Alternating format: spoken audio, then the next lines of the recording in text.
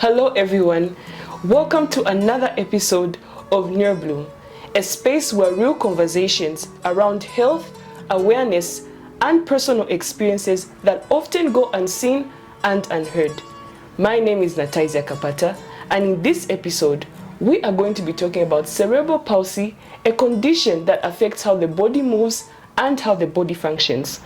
I am joined by Dr. Sichula, a pediatrician from the University Teaching Hospital, who will be breaking the facts, the science, and the realities behind this condition. Good morning, Dr. Sichula. How are you doing? Good morning, and thank you so much for having me. My pleasure. Okay. So, how would you describe cerebral palsy in simple terms for any person who has never heard it, and what are the causes that we need to be aware of? Okay. Thank you so much for that question. So I'm going to start from our medical definition, then I'll break it down to something simple for our viewers to understand. Yeah. So cerebral palsy is a non-progressive. Non-progressive means when the injury happens, it doesn't become worse. So non-progressive movement, a non-progressive condition of movement and posture. That's as a result of injury to the developing fetal or infant brain. So this is a condition that results from injury to the brain of a fetal when they're still pregnant, when the mother's still pregnant with the baby, or neonate or infant after they're born. And this leads to difficulties with movement and difficulties with how the muscles also function as well. So generally injury to the brain causes difficulty with movement and also the muscles. Yeah, so can it be prevented? Can cerebral palsy be prevented? Okay, thank you for that question. But firstly, I've just remembered I haven't answered your first question. Yeah, so in terms of what causes cerebral palsy, we can look at it as before the baby is born. So before the baby is born, actually most injury actually happens before the baby is born. Okay. So for pregnant women who have infections, can have maybe syphilis, can have rubella. There's also some infections that we call cytomegalovirus, any infection that will impair how the brain is developing.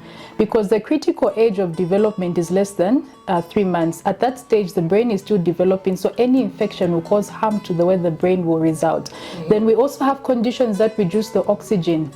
When a mother has pregnancy with hypertension, and when they have any condition that will reduce the oxygen when the baby is still developing, maybe the mother has asthma, she has a cardiac condition, anything that would lead to problems with how the brain will develop, the oxygen supply to the baby's brain will also cause damage and harm. And there are times where you find that maybe the brain just didn't develop well. Maybe there's nothing that happened and it just happened to say the baby's brain didn't develop well. Then we have at delivery, we have times when I'm sure most people know when they say, oh, the baby hasn't cried. Yeah. So there are times where the baby delays to cry. So what happens when the baby delays to cry?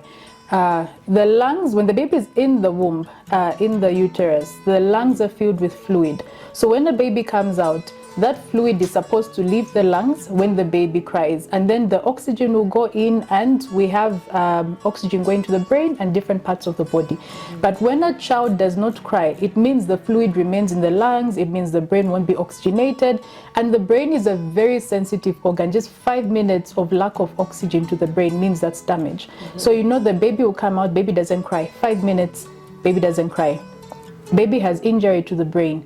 That's also one of the causes. And we also have times where after a baby is born, the baby will get infections, the baby will get what we call jaundice. The eyes may become yellow, the baby will get an infection in the brain. Any infection that will lead to damage to the brain as well will cause cerebral palsy. So there are so many different causes, just before the baby is born, during the labor, and also afterwards when the baby gets infections. Yes. So, Dr. Sichula, what are some of the signs that parents and caregivers need to look out for? Yes. Yes. So, some of the signs that parents would need to look out for is mostly in their development.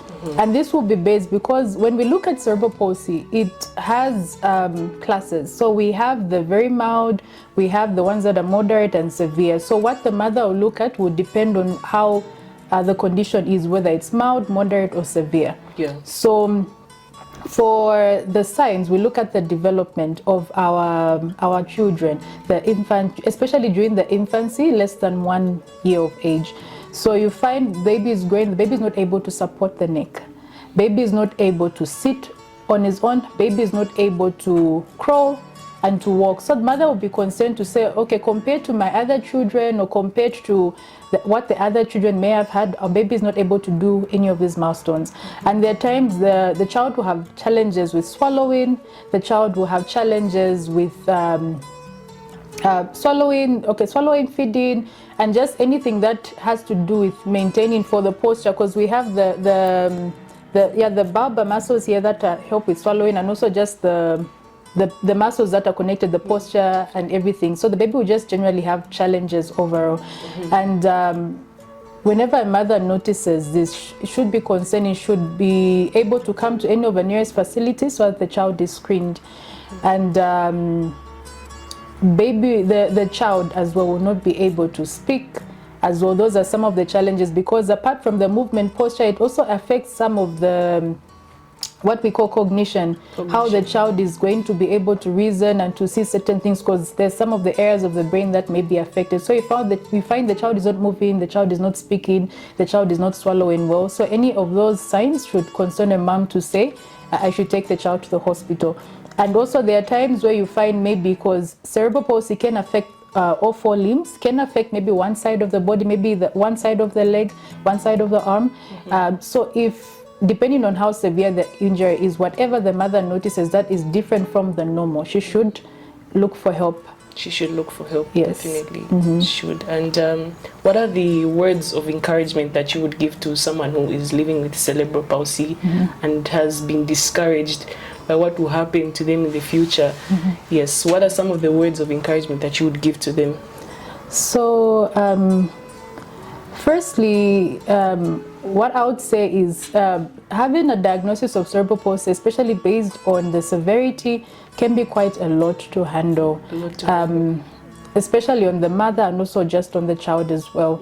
So what I would say is to focus on what the child can do, because there are times we want to really look at the limitations of a child and we kind of forget what the child is able to do. So I'll start with maybe the ones that are mild, then we'll work our way around, because the ones that are severe probably really do need a lot of help. So the ones that are mild, you find the child maybe just has a challenge in not so many body parts. The child maybe can talk, the child maybe can sit, can crawl, some can even walk, because you know the thing about cerebral palsy is it's non-progressive, means the damage doesn't keep on getting worse. And as long as we have some therapies that we do early interventions that will help the child progress and be able to even do better.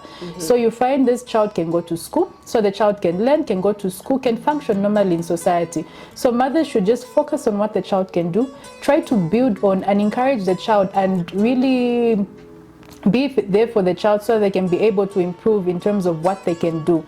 And also just to love the child, and not that thing where, because most times you try to compare your child to another child and you end up missing on the beautiful things that the child can do. And for our children that have our moderate cerebral palsy, maybe these are the ones that maybe may not be able to walk but then can sit. You find the child maybe may be able to say a few words, may be able to spend some time. So spend time with your child, have nice, lovely quality time. You find the child will make you laugh, smile, will be able to even do tasks that involve the arms. So you can even teach these children some skills, and they can also attend school. And also for our mothers that have children with severe cerebral palsy, for these children, the challenge is they may not be able to do quite a lot of things. But then the good part is with therapies, they tend to get better and they tend to improve. It's a long journey. There's very little that they can do. And but the good part is if mothers are able to just attend therapies, at least they'll be able to prevent complications that would result in the child having a better quality of life. If they're able to attend the physical therapies, and also to continue with good nutrition, it will help the child actually improve in the little that they can, even though they may not have the overall be able to sit or walk. But then the good part is the child will have a very full, fulfilling life, will have a good life, despite the limitations that the child will have. Yes, definitely. I also believe that disability is not inability. Cerebral palsy is still a condition. It's different, and there are people who are built different, but they're still capable of doing things and fulfilling their own purposes in life. So Doc, how best can we support the guardians of children living with cerebral palsy? Thank you so much for that question. So, one group of people that are usually overlooked is guardians of children living with cerebral palsy. So you find most times these mothers go through so much, especially the ones with severe cerebral palsy.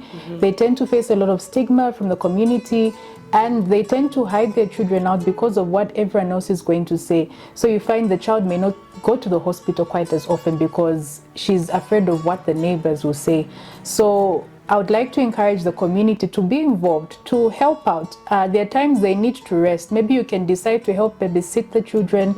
You can be able to help them with reviews, just to encourage them if they need any emotional support, especially emotional support. Be there to talk to them, just be a friend. And also, it would really be good to just encourage community groups, parent support groups, to encourage parent support groups. Like maybe they can even help be very instrumental in forming such groups in the community, and seeing how, if there are funds that need to be raised maybe for a physiotherapy center in the community or anything that will benefit these children, nutritional outreaches, and also just to help encourage the mothers in general will really go a long way for these mothers with children living in cerebral palsy. It would really lessen the burden so much. I totally agree with you. Thank you so much for this insightful discussion, Dr. Sichula. Thank you. You're welcome. Thank you.